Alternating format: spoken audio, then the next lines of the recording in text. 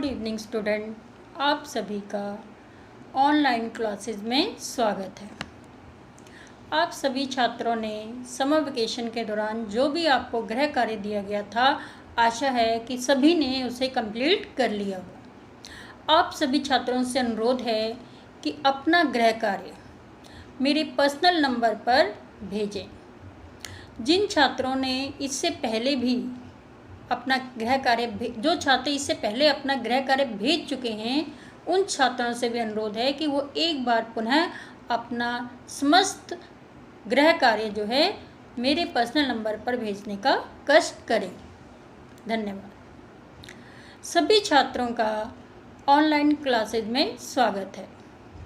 आज हम अपने अध्ययन को आगे बढ़ाते हुए कृतिका का प्रथम पाठ माता का आंचल पाठ का अध्ययन करेंगे। इससे पूर्व आपको जिन भी पाठों का अध्ययन कराया गया था, जैसे जॉर्ज पंचम की नाक और क्षितिज के जो भी पाठ थे प्रथम और नीरज जी का चश्मा इत्यादि, वो सभी पाठ आप सभी ने अच्छी तरह से याद कर लिए होंगे और अपने टेस्ट के लिए पूर्ण रूप से तैयार होंगे। अतः आप सभी से अनुरोध है कि जो भी आपको पढ़ाया जाता है उसे पढ़ाने के पश्चात पुनः एक बार रिवाइज अवश्य कर लें, ताकि वो आपके दिमाग में यथासंभव बना रहे, आपको याद रहे और उसे पुनः याद करने में किसी भी प्रकार का कोई आपके सामने किसी भी प्रकार की कोई समस्या ना आ पाए। तो चलिए अध्ययन शुरू करते हैं। माता का आंचल। माता का आंचल पाठ शिव पूजन साहे द्वारा लिखित उनके उपन्यास का एक अंश है।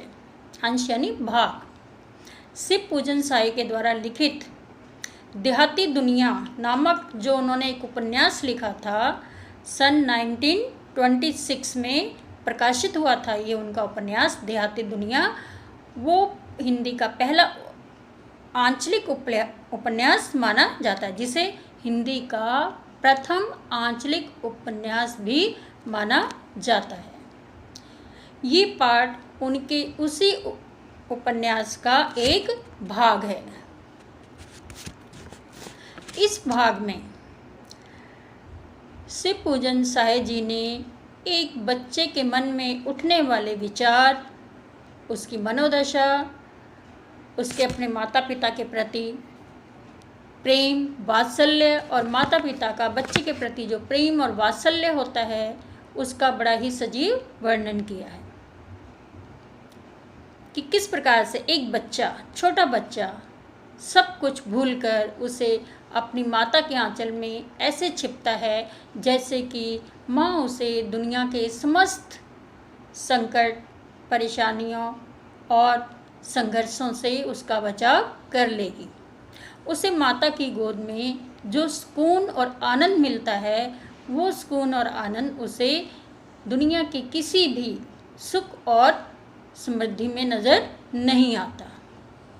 इस उपन्यास में जो उनके द्वारा लिखित है, उसका एक छोटा सा भाग आपके पाठ के रूप में आपके सिलेबस में लिया गया है, जिसका शीर्षक है माता का अंचल। माता का अंचल यानी आंचल। तो पाठ का अध्ययन शुरू करते हैं।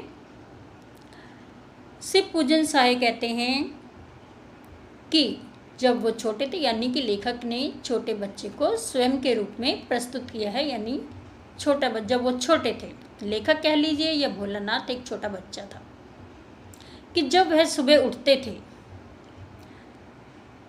तो उस समय उनके पिता जो थे नहा धोकर पूजा करने बैठे होते थे। तो वो कहते हैं कि बचपन से ही जो था वो भोलानाथ के रूप में जो छोटा बच्चा है वो अपने पिता के साथ रहता था। यानी भोलानाथ जो है बचपन से ही, छुटपन से ही अपने पिता के साथ ही सोता, उठता, बैठता। और जहाँ तक माता के साथ उनके प्रश्न है, तो माता के साथ तो केवल दूध पीने तक का नाता था, अर्थात भूख लगती तो माता की गोद में चले जाते और अन्यथा अपना सारा समय अपने पिता के साथ ही व्यतीत किया करते थे। जब भी उनके पिता कहते हैं, यानी लेखक शिवपूजन साय कहते हैं कि उनके पिता या भोलानाथ के पिता जो भी हैं वो बाहर बैठक में सोया करते थे, तो अपने साथ ही उन्हें भी उठाते। जब वो सुबह उठते तो उससे उन्हें भी उठा देते, अपने साथ ही नहलाते धुलाते, और जब वो पूजा करने बैठते तो भोलानाथ को भी अपने साथ ही बैठा देते। भोलानाथ भी पिताजी के पास चुपचाप पूजा के आसन पर जाकर बैठ जाता।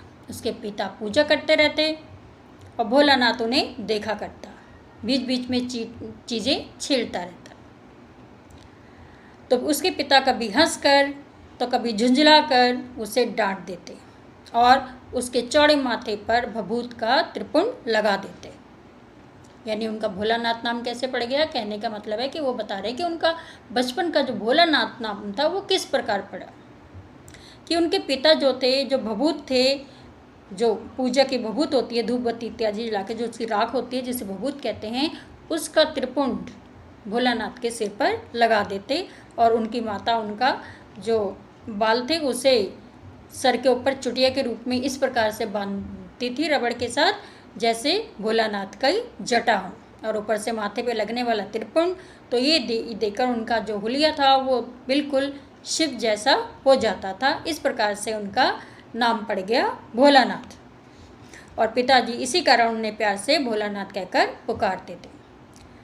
पर लेखक कहते हैं कि असल में उनका नाम था तारकेश्वर नाथ, यानी भोलानाथ का वास्तविक नाम था तारकेश्वर नाथ, और वो अपने पिताजी को प्यार से बाबूजी कहकर पुकारा करते और माता को मैया।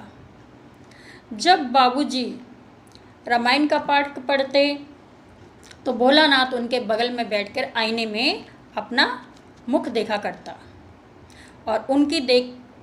और जब बीच में उन पर नज़र पड़ती तो लजा कर मुस्कुरा कर आईना नीचे रख देते और मुस्कुराने लगते।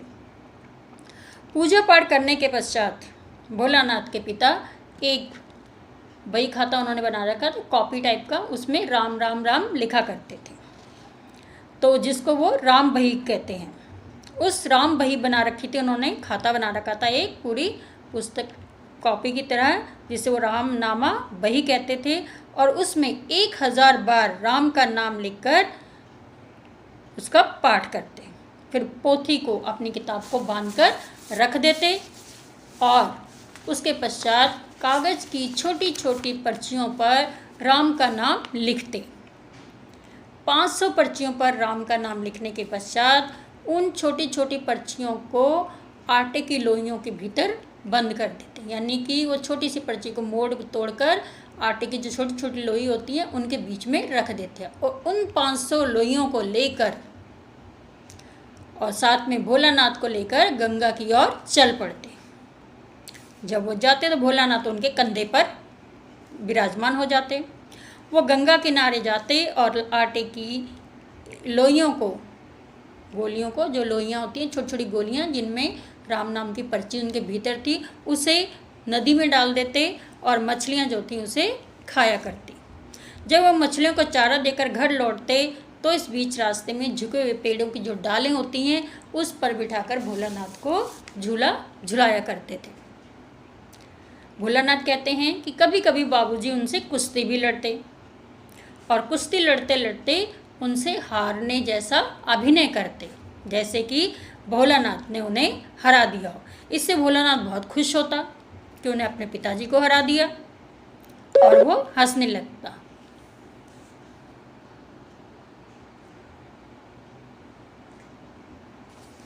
भोलानाथ कभी कभी खेलते खेलते उनकी छाती पर चढ़ जाता और उनकी लंबी लंबी मूँछों को उखाड़ने लगता, यानी खींचने लगता। तब उनके पिताजी प्यार से उसे हंसते मुस्कुराते हुए उसके हाथों से अपनी मूँछों को छुड़ाते, उसके हाथों को चूम लेते। इस प्रकार से भोलानाथ जो था अपने पिताजी के साथ खेला करता था। उनके साथ हंसते गाते हुए भोलानाथ जो था वापस घर लौट आता। घर लौट आने पर उनकी माता उनके लिए भोजन बनाकर तैयार रखती थी, तो वो चौके पर खाने बैठते तो भोलानाथ भी उनके साथ ही खाने के लिए बैठ जाता। वह यानी भोलानाथ के पिता जो थे, उन्हें अपने हाथों से फूल के कटोरे में गोरस और भात सानकर, गोरस यानी कि गाय के दूध का बना पदार्थ, दही भी हो सकता है, दूध, मठा इत्यादि कुछ भी, गोरस यानी उसमें दही भात कह लो, कि उसको सान देते, यानी कि दही और भात को मिलाकर उसे भोलानाथ को खिलाते। और जब भोलानाथ खाकर अफर जाता यानी पेट भर के खा लेते, तो वो वहाँ से हट जाती। तब उनकी माँ उसे और खिलाने की जिद करती, यानी जब पिताजी उसे खिला देते, भोलानाथ अपना कहता कि हाँ पेट भर गया, लेकिन माँ जो थी वो उन्हें विश्वास नहीं होता था कि भोलानाथ का पेट इतने से भर गया होगा। तो उन्हें और ज़्यादा भोलानाथ को और खिलाने का प्रयास करती और कहती कि आप क्या जाने कि बच्चे को कैसे खिलाया जाता है, यानी कि मर्द बच्चों को खाना खिलाना क्या जाने, वो तो माँ का ही काम है। और फिर वो दही भात के बड़े बड़े गोले बनाकर उन्हें तोता, मोर, चिड़िया, पक्षी इत्यादि बनाकर भोलानाथ को खेल खेल में खिलाने का प्रयास करती कि देखो भोलानाथ जल्दी से खा लो, अन्यथा ये उड़ जाता। और भोलानाथ भी खेल खेल में सारा खाना चट कर देता। फिर उनकी माँ उनके पिता से कहती, देखा कि आप क्या जाने बच्चे को कैसे खिलाते हैं और बच्चे का पेट कैसे भरता है।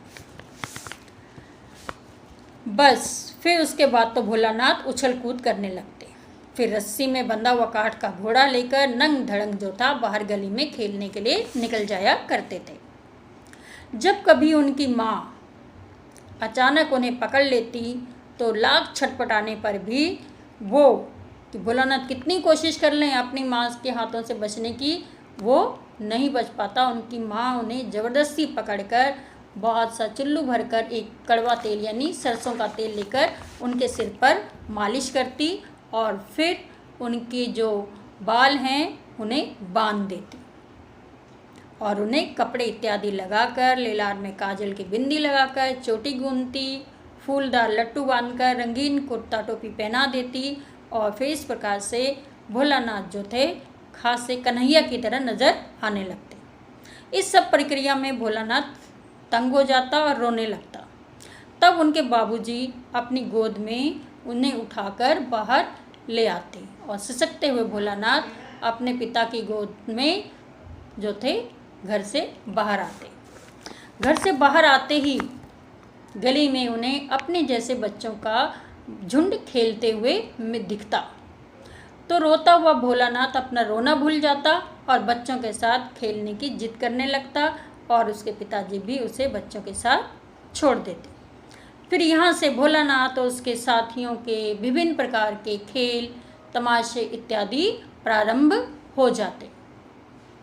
इस प्रकार से भोलानाथ जो था अपने पिताजी के साथ अपना इतना अधिक समय व्यतीत करता, माँ के साथ बहुत कम समय व्यतीत करता, सारा समय जो था अपने पिताजी के साथ ही रहता था।